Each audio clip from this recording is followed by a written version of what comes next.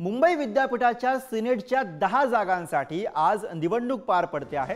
Senate निवडणुकीसाठी मतदानाला सुरुवात झालेली आहे। ठाकरेंची युवा सेना आणि भाजप प्रणित अभाविपमध्ये थेट लढत दिसते आहे। 10 जागांसाठी 28 उमेदवार हे निवडणुकीच्या रिंगणामध्ये उतरलेत। जोरदार चुरस त्यामुळे निर्माण झालेली आहे। आदित्य ठाकरे, वरुण सरदेसाई आणि अमित ठाकरे सुद्धा मतदानाचा हक्क बजावणार आहेत। सिनेट निवडणुकीसाठी खासदार संजय राऊत यांनी सुद्धा मतदान केलेलं आहे।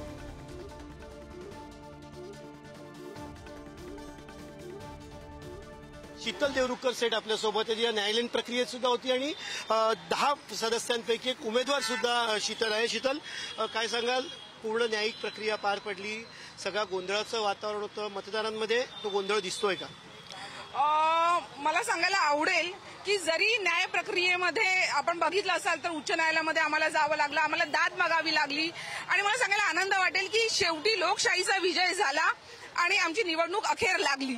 निवडणूक लागली असेल आणि जरी ती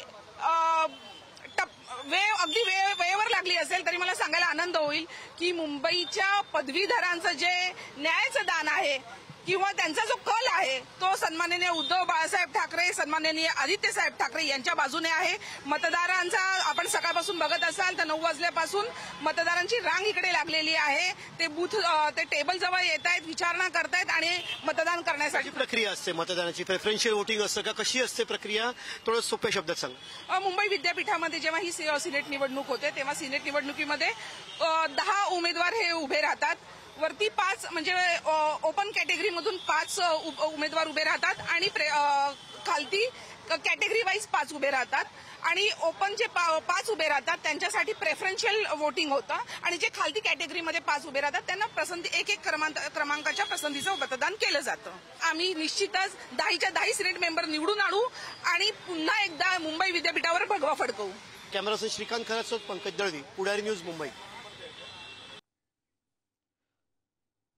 तर मुंबई विद्यापीठाच्या सिनेटच्या 10 जागांसाठी आज निवडणूक पार पडते आणि याच विषयी आपण अधिक बोलूया। प्रतिनिधी पंकज दळवी सध्या आपल्या सोबत आहेत। पंकज, बहुप्रतीक्षित अशी निवडणूक आज अखेर यासाठी मतदान होत आहे।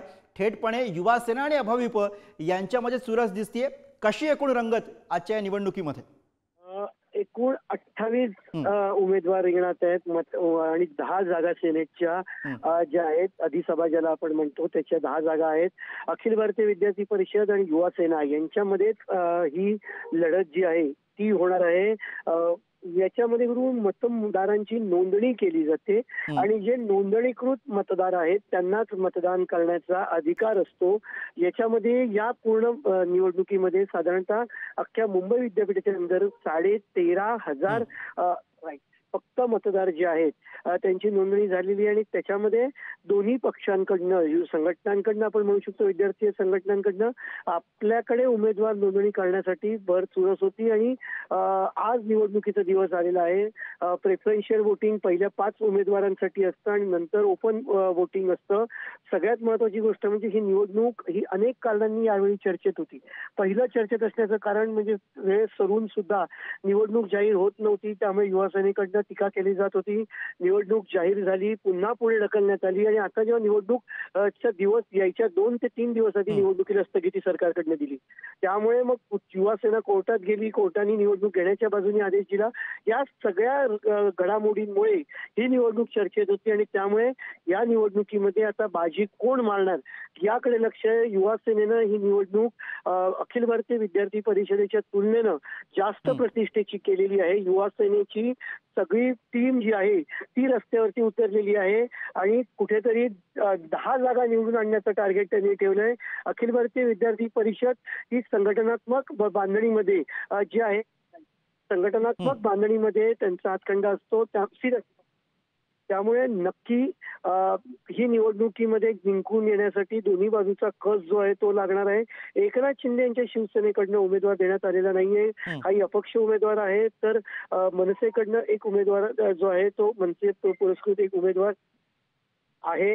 त्यामुळे या निवडणुकीची बरोबर एकूणच रंगत आहे आणि अडथळ्यांची शर्यत पार पडून ही निवडणूक होते, त्यामुळे गुलाल नेमका कुणाचा उधळला जाणार हे आपल्याला बघायचं। धन्यवाद पंकज या सगळ्या सविस्तर माहिती आणि विश्लेषण।